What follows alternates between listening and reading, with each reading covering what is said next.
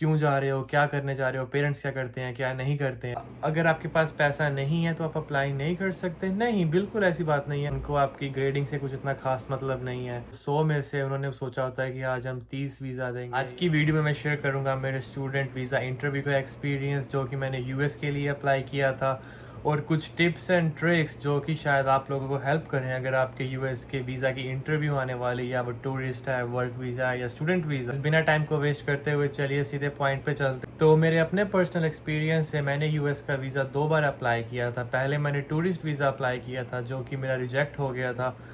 Reason मेरे को कुछ आइडिया नहीं है क्या रीज़न है, वो आपको कुछ रीज़न नहीं देते। वो आपके क्वेश्चंस पूछेंगे, आपकी बैंक स्टेटमेंट, आपके पेरेंट्स के बारे में, कौन है, क्या कर रहा है, और अगर उनको कोई डाउट होगा या कुछ भी तो वो वीज़ा अप्रूव नहीं होगा। तो जो मैंने पहले अपना वीज़ा अप्लाई किया था टूरिस्ट, वो मेरा रिजेक्ट हो गया था। मैंने कुछ 3 साल का ब्रेक लिया एंड अपना स्टूडेंट वीज़ा दोबारा से अप्लाई किया, जो कि मेरा अप्रूव हो गया।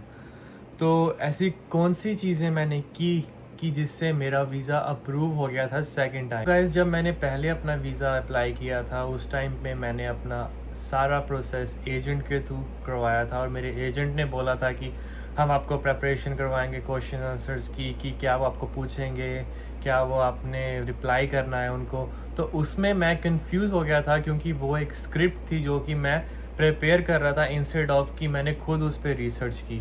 तो सेकंड टाइम मैंने क्या किया था कि मैंने सारी रिसर्च खुद की थी। इवन दो मेरा एक टूरिस्ट वीज़ा और स्टूडेंट वीज़ा का बिल्कुल ही अलग प्रोसेस होता है, बट स्टिल मैंने स्टूडेंट वीज़ा के लिए अपनी कौन सी यूनिवर्सिटी में जाना है, कौन से प्रोग्राम में जाना है, क्या मेरा फ्यूचर प्लान है, हर एक चीज़ की मैंने खुद रिसर्च की और अपना एक रियलिस्टिक प्लान बनाया। और जब मेरे को क्वेश्चंस पूछे गए मुझे उसके बारे में सोचना नहीं पड़ा, जो आंसर्स थे वो सीधे मेरे दिमाग से निकल रहे थे। तो आई थिंक वो एक सेंस ऑफ कॉन्फिडेंस देते हैं आपको, कि आपको सोचना नहीं पड़ता कि आपने कुछ याद किया, आपको जस्ट पता होता है कि आपने क्या क्वेश्चन पूछा गया है और आपने कैसे रिप्लाई करना है। तो अगर कोई भी यूएस का वीज़ा अप्लाई करने का सोच रहा है, चाहे वो टूरिस्ट है, स्टूडेंट है, मैं आपको रिकमेंड करता हूँ कि आप खुद रिसर्च कीजिए, क्योंकि अगर आप किसी पे डिपेंड रहोगे तो आपको वो कुछ ऐसा क्वेश्चंस पूछ सकते हैं जो कि आपकी स्क्रिप्ट में नहीं है और आपने कभी सोचा भी नहीं होगा, और आप लगेगा कि वो मैं क्या रिप्लाई करूँ। बट अगर आपने खुद रिसर्च की हुई और आपको पता हुआ कि आप क्यों अप्लाई कर रहे हो, क्या रीज़न है, तो आपको कुछ ज़्यादा सोचना नहीं पड़ता, आपका जो आंसर है वो क्विकली आपके पास आता है। दूसरी चीज़ मैं आपको बोलूँगा कि स्टे ट्रूथफुल, झूठ बोलने की कोशिश मत कीजिए। आपको वो जो भी क्वेश्चंस पूछे आपका आंसर एकदम सच होना चाहिए, क्योंकि अगर आप झूठ बोलोगे आप पकड़े जाओगे, नहीं पकड़े गए फ्यूचर में फाइल प्रोसेस करोगे जब आप यूएस प्लान आने के लिए कर रहे हो या आपने यहाँ पे रहना है, उस टाइम पे दिक्कत आएगी, क्योंकि आपने वीज़ा के टाइम पे जो बोला है वो शायद आप भूल चुके हो। तो मेक श्योर कि आप जो भी बोल रहे हो आप एकदम सच बोलो, कुछ झूठ बोलने की ज़रूरत नहीं है, क्योंकि आपका हर एक वर्ड आपके मुंह से निकलता है वो फीड होता है वहाँ पे, वो टाइप आउट करते हैं। एंड जब आप दोबारा रीअप्लाई करते हो किसी भी चीज़ के लिए, आई थिंक कि आई एम श्योर कि वो उस चीज़ को दोबारा नोटिस करते हैं कि आपने पहले क्या बोला था और दोबारा आप क्या बोल रहे हो। और जो अगर आप झूठ बोलोगे तो ऑब्वियस ही बात है कि आपका वो झूठ पकड़ा जाएगा और आपके लिए वीज़ा को रिन्यू करना एक बहुत ही बड़ी प्रॉब्लम हो जाएगी। तीसरा एक्सपीरियंस मैं आपको बताऊंगा कि जब भी आप वीज़ा के लिए जाएं, आई नो कि हर कोई नर्वस होता है, वो एक नॉर्मल है कि आप एक बहुत बड़े स्टेप ले रहे हो अपनी लाइफ में। और मेरे लिए, मेरी लाइफ के लिए वो एक बहुत बड़ा स्टेप था कि इंडिया से यूएस स्टडी के लिए आना एक लाइफ को एक अलग डायरेक्शन जाती है। तो आप नर्वस होते हो, बट स्टिल मैं आपको बोलूँगा कोशिश कीजिए कि जितना हो सके आप काम रहें, क्योंकि नर्वसनेस से आप मे भी कुछ गलत आंसर कर दो वीज़ा इंटरव्यू के लिए, या आपके इंटरव्यूअर को लगे कि ये नर्वस है या आप झूठ बोल रहे हो। तो मेक श्योर कि जितना हो सके अपने आप को काम डाउन रखो और कॉन्फिडेंटली जाओ। अप्रूव हो गया, नहीं तो ना सही, क्योंकि इट्स लाइक 50-50, वो हिट एंड ट्रायल होता है। Even like I applied for it twice, my family applied for it, they got it approved, but still every time you go for that and you apply for it, it's like you don't know like what other person, कि आपके सामने जो बैठा हुआ है, जब बैठी हुई है ऑफिसर, वो क्या सोच रहे हैं, उनका खुद की मेंटल स्टेट क्या है, क्या वो गो थ्रू कर रहे हैं। तो हर एक चीज़ें मैटर करती हैं। कई बार क्या होता है कि लक होता है, आपको अच्छा ऑफिसर मिल गया उन्होंने कुछ कम क्वेश्चंस पूछेंगे, उनको लगेगा ठीक है, हाँ आदमी बिल्कुल ठीक है, कोई दिक्कत नहीं है, आपका वीज़ा अप्रूव हो जाएगा। और दूसरे केस में अगर आपको कोई ऐसा ऑफिसर मिल गया जो कि स्ट्रिक्ट है, या वो नहीं चाहता कि मैं ज़्यादा वीज़ा अप्रूव करूँ, तो आई थिंक वो आपको रिजेक्ट कर देगा। It also depend on the mental state of the person who sitting in front of you. It all matter of luck, time and how good you are prepare. But उन सब चीज़ों को side रख के अगर आप स्टिल अपनी तरफ से खुद प्रिपरेशन करोगे, आप कॉन्फिडेंटली जाओगे, easy guys, it's you got it, like it's nothing that I think। अगर आपके पास मेन चीज़ जो मैं बोलूँगा कि वो लोग देखते हैं इस फंडिंग, उनको बस मेक श्योर करना है कि अगर आप वहाँ पे स्टडीज़ के लिए आ रहे हो तो आपके पास सफिशेंट फंड है। उनको आपकी अगर आप स्टूडेंट वीज़ा अप्लाई कर रहे हो, उनको आपकी ग्रेडिंग से कुछ इतना खास मतलब नहीं है, आपने कितने अच्छे स्टूडेंट रहे हो उससे कोई मतलब नहीं है, आपने क्या एक्स्ट्रा करिकुलर एक्टिविटीज़ किया उनसे उनको कुछ इतना खास मतलब नहीं है। मेन उनको है कि फंडिंग। अगर आप देखोगे कि we are like a economy booster for them, I mean हम स्टडीज़ के लिए आते हैं, हम अपनी कंट्री से मनी ला रहे हैं और इनको पे कर रहे हैं, तो the main thing they वांना look for is the money, that's the first thing. क्या अगर आपके पास पैसा नहीं है तो आप अप्लाई नहीं कर सकते? नहीं, बिल्कुल ऐसी बात नहीं है। आप फिर भी अप्लाई कर सकते हो। जैसे कि मैं बोल रहा हूँ कि ये 50-50 हिट एंड ट्रायल है।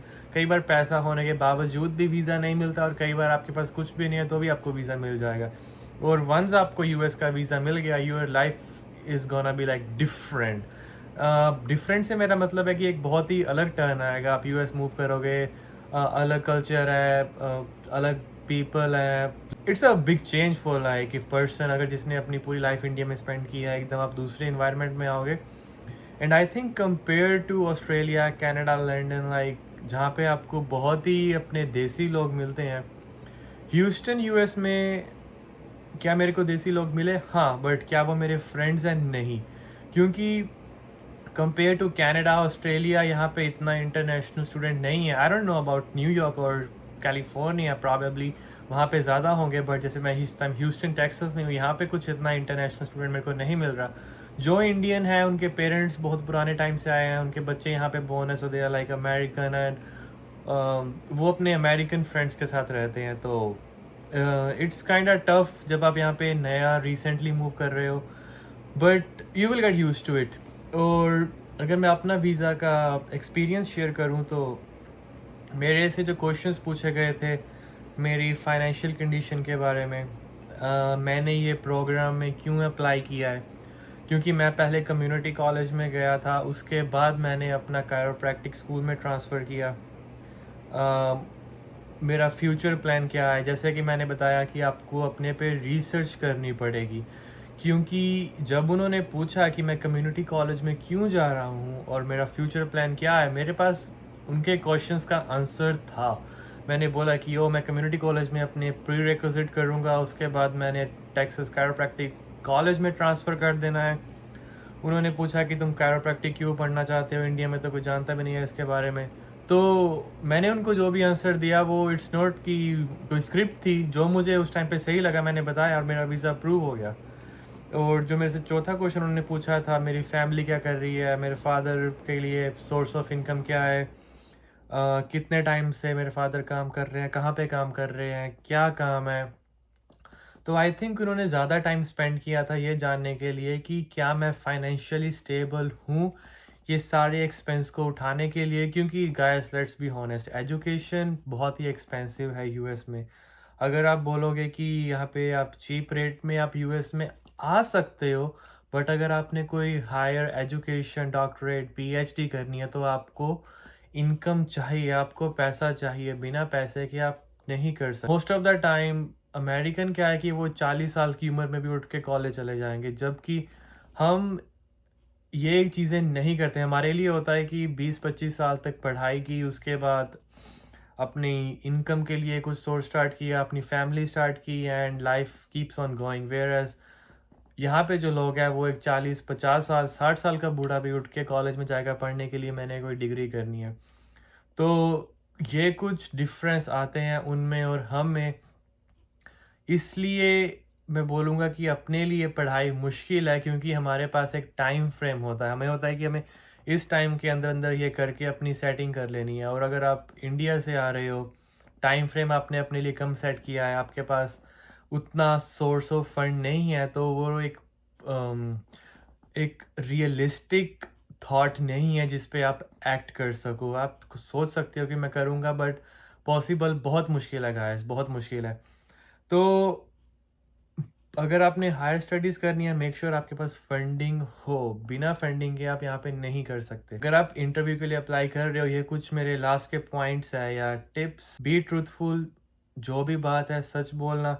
रिसर्च, मैं दोबारा से बोल रहा हूँ, रिसर्च करो कि आपने क्यों जा रहे हो, क्या आपका रीज़न है। किसी एजेंट पे डिपेंड मत रहो कि आपको वो स्क्रिप्ट देंगे और आपके पास वो तैयार है। मेरे से ये क्वेश्चन पूछा तो मैं उनको ये रिप्लाई करूँगा। मेक श्योर कि आपके पास हर एक क्वेश्चंस का आंसर हो। क्यों जा रहे हो, क्या करने जा रहे हो, पेरेंट्स क्या करते हैं, क्या नहीं करते हैं। बट अगर आपको अपनी फैमिली की रियलिस्टिक सिचुएशन पता होती है और आप अपने दिमाग में कोई ऐसी स्टोरी नहीं बनाते कि जो आप आई थिंक वीज़ा लेने के लिए झूठ बोल दो, तो मैं क्या बोलना चाह रहा हूँ। तो मेरे को लगता है कि अगर आप सच बोल रहे हो तो किसी भी क्वेश्चन का आंसर करना कोई मुश्किल नहीं है आपके लिए। वेयर एज अगर आप झूठ बोलोगे तो शायद आपको सोचने के लिए थोड़ा टाइम लगे और वहाँ पे ऑफिसर को पता चल जाएगा कि हाँ, ही इज़ लाइंग, एंड आपका वीज़ा रिजेक्ट हो सकता है। So make sure you research like क्यों, क्या, कैसे, and be confident guys. Just like I know हम नर्वस होते हैं, मैं भी नर्वस था, but try to stay calm and confident because it just one interview. वो 2 या 3 मिनट मुश्किल से स्पेंड करेंगे यहाँ पे। कई बार 5-6 मिनट लगते हैं, but most of the time 2-3 minute लगते हैं एक पर्सन को, क्योंकि एक बहुत ही लंबी लाइन होती है वीज़ा की और उनको हर एक स्टूडेंट को इंटरव्यू के लिए टाइम देना पड़ता है और उनके पास बहुत ही कम, लेट्स से कि 100 स्टूडेंट आ रहा है तो 100 में से उन्होंने सोचा होता है कि आज हम 30 वीज़ा देंगे या 20 वीज़ा देंगे। तो you have to get that sport. Go confident, prove them that you are right, tell them that you have your financial support, and that's pretty much it. आपको कोई इसमें रॉकेट साइंस नहीं करनी, just go for it, you gonna get it guys. And अगर आप visa apply कर रहे हो, I wish you like best of luck. I hope कि you get US visa. And still अगर आपका कोई क्वेश्चन है वीज़ा के बारे में जो आप पर्टिकुलरली पूछना चाहते हो, आप कमेंट बॉक्स में ड्रॉप कर सकते हो, मैं उस पर रिप्लाई ज़रूर करूँगा। आज की वीडियो में इतना ही। Thank you for watching this video, guys.